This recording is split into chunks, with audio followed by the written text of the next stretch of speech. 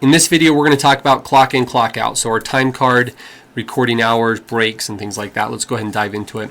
We're going to start first with the office. Every employee can take 2 10-minute breaks per day. Ideally, you want to take one mid-morning and one mid-afternoon. And also, you ideally take them when we're not super busy. So if you first get there, there's a ton of messages and voicemails coming in. Wait till kind of the phone dies down and then take your break. You don't need to clock out for your 10-minute breaks. The receptionist also doesn't need to forward her phone calls to her personal phone. It's an actual break. Ideally, if there's multiple people in the office, then you don't want to take your breaks at the same time, ever. So if you want to take a break and somebody else is already on break, wait till they get back, and that way the phone can always be manned, so to speak. You can always have it staffed. You also don't want to take other breaks together either. So if you take a lunch break, stagger it. Now, lunch breaks are a little bit different. If you take a lunch break and you leave, you want to clock out for that. If you eat your lunch at your desk and you're still doing work, then you don't need to clock out. You can take either a 30 or up to a 60-minute lunch break. It's your choice. For lunch break, like I said, you're clocked out, and so you can decide if you want to clock out for 30 minutes, if you want to clock out for 60 minutes. Either way is fine. But for lunch break, you are clocked out. You don't want to get overwhelmed. If you start to feel that you are not emotionally in a place where you can handle the stress of the office, then go take a break. And if you need that break, your lunch break, then take enough of one that you can come back and be fully mentally engaged in the job. Let's talk about technicians. This obviously doesn't apply for salary technicians because that's different, but if you're an hourly technician, if you have gaps in your schedule and you are close enough to your house where you can return home, then you need to go home and clock out. If you have a large gap in your schedule and you're working in an area that's too far away for you to return home, then if you want to stay clocked in, you need to be doing something productive that's Penguin related. So clean your truck, look over your schedule, optimize your schedule. Some technicians bring a laptop with them. If I was a technician, I would bring my personal laptop with me.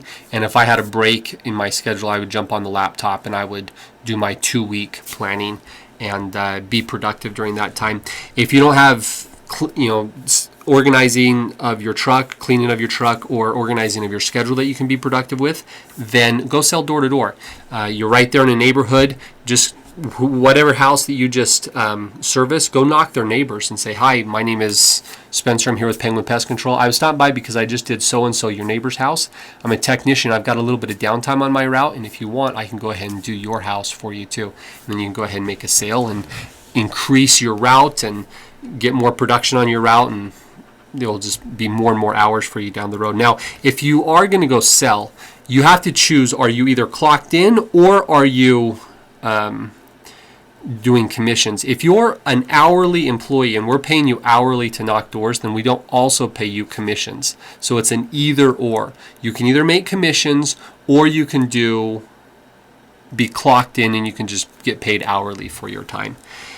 So that's how that policy works. Don't pad your hours, meaning that if you work an 8-hour day, bill an 8-hour day. If you work an 8-hour day and you bill a 9-hour day or a 10-hour day, that is time card theft. And Penguin exercises a zero tolerance policy for that. Essentially, we see it as an honesty issue, which is a major problem. We don't want people working here that aren't honest. And if you're not going to be honest with your hours, what would you be honest with? If a man can't be trusted in all things, then he can't be trusted in anything. So be honest with your hours. Don't pad your hours. Don't clock in. Essentially clock in before you're actually there. And obviously, we don't have a machine where you have an actual time card where you physically clock in. When I say clock in, I mean when you officially say, okay, I'm on the job, and when I'm officially off the job. If I was in an area that was a long ways away and I was servicing a route, if I had downtime, I would go knock doors. That's just what I would do personally. That's what I did when I was a technician. I would just go around and talk to neighbors, and I'd fill the gaps in my schedule just by going out and talking to next door neighbors and round up a little bit more work. If I was in an area where for whatever reason I couldn't do that and I decided to, go for a hike or go walk around the mall, or if I was going to just watch a video in my truck, I would clock out. And that's fine if you want to do that. It's up to you. It's your discretion. You can do either one. But Penguin is not going to pay you hourly to be in your truck watching YouTube or watching, whatever Netflix movie.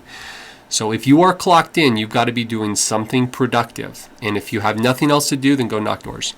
That's how it works. And that's all I've got to say on that. We'll catch you on the next video.